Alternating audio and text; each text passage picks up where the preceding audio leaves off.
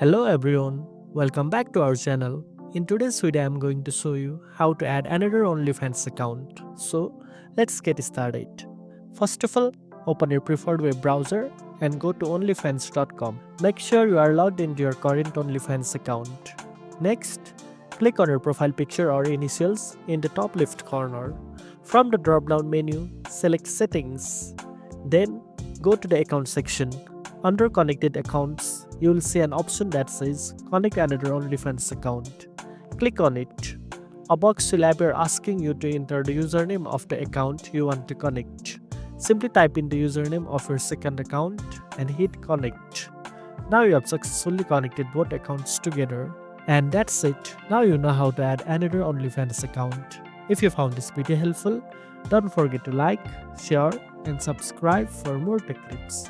Thanks for watching, and I'll see you in the next one.